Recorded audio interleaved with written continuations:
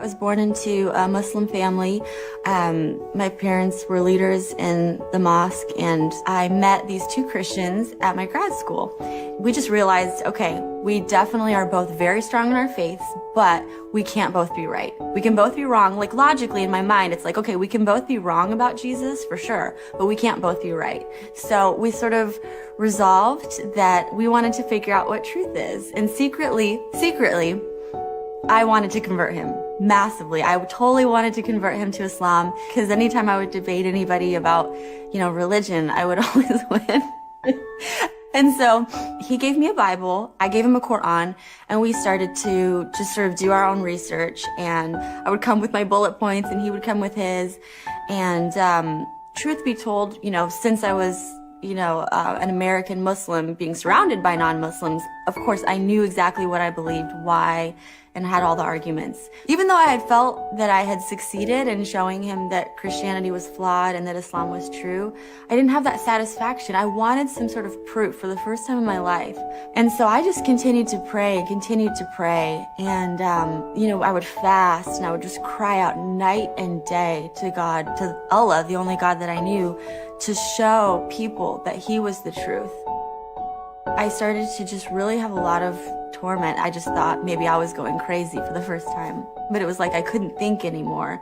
And especially as somebody studying to be a doctor and, science background, to lose your mind is really a very low point, to say the least. So there was one day where I was probably at my lowest point. I was just crying, praying to Allah and saying, I can't do this one more day.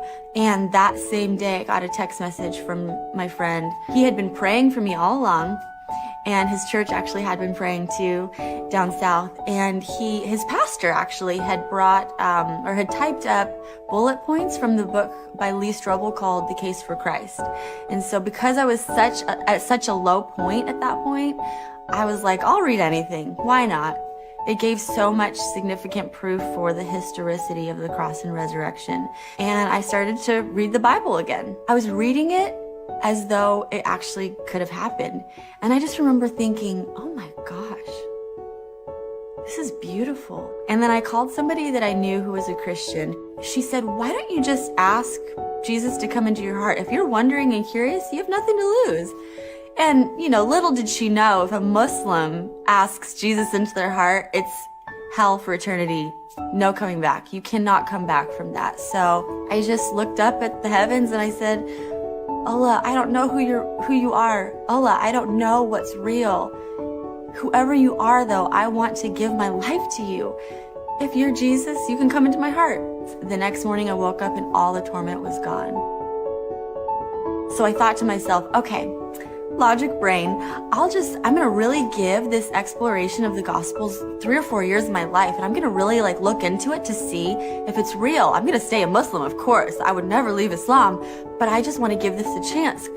And so I just basically went to church that Sunday, and some signs had happened that week, all pointing to Jesus. And that Sunday morning, the pastor was preaching and people were raising their hands, and I just kind of sat through it.